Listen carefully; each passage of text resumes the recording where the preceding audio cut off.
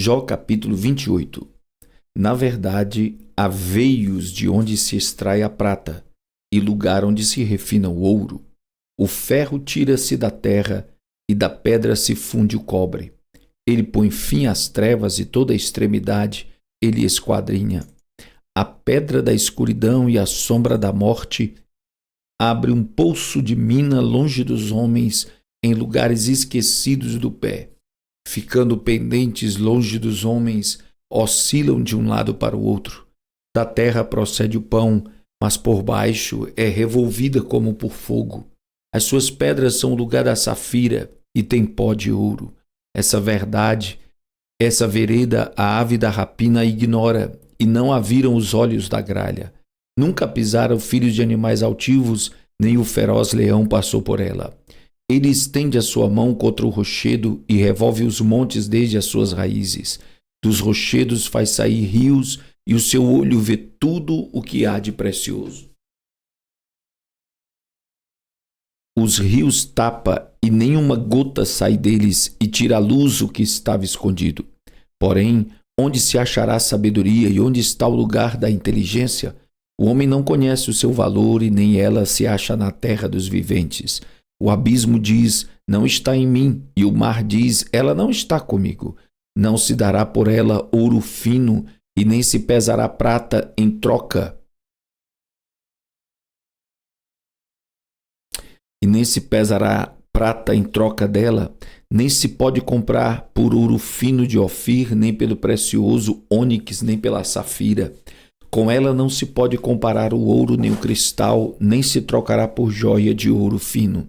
Não se fará menção de coral nem de pérolas, porque o valor da sabedoria é melhor que o dos rubis. Não se lhe igualará o topázio da Etiópia, nem se pode avaliar por ouro puro. Donde, pois, vem a sabedoria e onde está o lugar da inteligência? Pois está encoberta aos olhos de todo vivente e oculta às aves do céu. A perdição e a morte dizem, ouvimos com os nossos ouvidos a sua fama.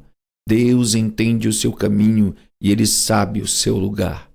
Porque ele vê as extremidades da terra e vê tudo o que há debaixo dos céus. Quando deu peso ao vento e tomou a medida das águas, quando prescreveu as leis para a chuva e caminho para o relâmpago dos trovões, então a viu e relatou, estabeleceu-a e também a esquadrinhou. E disse ao homem, eis que o temor do Senhor é a sabedoria, e apartar-se do mal é a inteligência. Jó capítulo 29. E prosseguiu Jó no seu discurso, dizendo, quem me dera ser como eu fui nos meses passados, como nos dias em que Deus me guardava, quando fazia resplandecer a sua lâmpada sobre a minha cabeça, e quando eu pela sua luz caminhava pelas trevas, como fui nos dias da minha mocidade, quando o segredo de Deus estava sobre a minha tenda, quando o Todo-Poderoso ainda estava comigo, e os meus filhos em redor de mim, quando lavava os meus passos na manteiga, e da rocha me corriam ribeiros de azeite, quando eu saía para a porta da cidade, e na rua fazia preparar a minha cadeira. Os moços me viam e se escondiam, e até os idosos se levantavam e se punham em pé.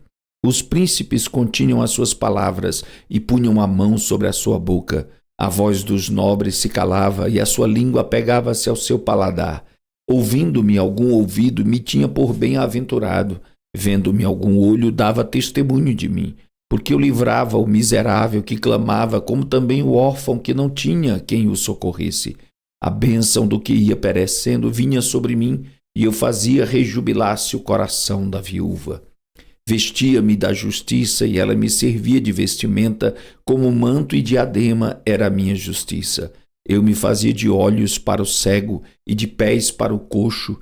Dos necessitados era pai, e as causas de que eu não tinha conhecimento inquiria com diligência, e quebrava os queixos do perverso, e dos seus dentes tirava a presa. E dizia, no meu ninho expirarei, e multiplicarei os meus dias como areia. A minha raiz se estendia junto às águas, e o orvalho permanecia sobre os meus ramos. A minha honra se renovava em mim, e o meu arco se reforçava na minha mão. Ouviam-me e esperavam, e em silêncio aprendiam o meu conselho. Havendo eu falado, não replicavam, e minhas razões destilavam sobre eles, porque me esperavam como a chuva e abriam a sua boca como a chuva tardia. Se eu ria para eles, não o criam, e a luz do meu rosto não faziam abater. Eu escolhi o seu caminho, assentava-me como chefe e habitava como rei entre as suas tropas, como aquele que consola os que pranteiam. Jó capítulo 30. Agora, porém, se riem de mim os de menos idade do que eu, cujos pais eu teria desdenhado de pôr com os cães do meu rebanho. De que também me serviria a força das mãos daqueles cujo vigor se tinha esgotado? De míngua e fome se debilitaram e recolhiam-se para os lugares secos, tenebrosos, assolados e desertos. Apanhavam malvas junto aos arbustos e o seu mantimento era as raízes dos zimbros. Do meio dos homens eram expulsos e gritavam contra eles, como contra o ladrão, para habitarem nos barrancos dos vales e nas cavernas da terra e das rochas. Bramavam entre os arbustos e ajuntavam-se debaixo das urtigas. Eram filhos de doidos e filhos de gente sem nome, e da terra foram expulsos. Agora, porém, sou a sua canção e lhes sirvo de provérbio. Abominam-me e fogem para longe de mim, e do meu rosto não se privam de cuspir, porque Deus desatou a sua corda e me oprimiu. Por isso sacudiram de si o freio perante o meu rosto.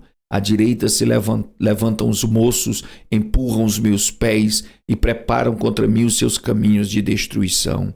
Desbaratam-me o caminho, promovem a minha miséria. Contra eles não há ajudador. Vêm contra mim como por uma grande brecha e revolvem-se entre a assolação. Sobrevieram-me pavores, como vento perseguem a minha honra e como nuvem passou a minha felicidade. E agora derrama-se em mim a minha alma e os dias da aflição se apoderam de mim. De noite se me transpassam os meus ossos e os meus nervos não descansam. Pela grandeza do meu mal está desfigurada a minha veste, que como a gola da minha túnica me cinge. Lançou-me na lama e fiquei semelhante ao pó e à cinza. Clamo a ti, porém, tu não me respondes. Estou em pé, porém para mim não atentas. Tornaste cruel contra mim, com a força da tua mão resististe violentamente. Levantas-me sobre o vento, fazes-me cavalgar sobre ele e derretes-me o ser. Porque eu sei que me levarás à morte e à casa do ajuntamento determinada a todos os viventes. Porém não estenderá a mão para o túmulo, ainda que eles clamem na sua destruição. Porventura não chorei sobre aquele que estava aflito, ou não se angustiou a minha alma pelo necessitado? Todavia, aguardando eu o bem, então me veio o mal. Esperando eu a luz, veio a escuridão. As minhas entranhas fervem e não se estão quietas. Os dias da aflição me surpreendem. Denegrido ando, porém não do sol, levantando-me da congregação, clamo por socorro. Irmão me fiz dos chacais e companheiro dos avestruzes. Enegreceu-se a minha pele sobre mim, e os meus ossos estão queimados do calor. A minha harpa se tornou em luto, e o meu órgão em voz dos que choram.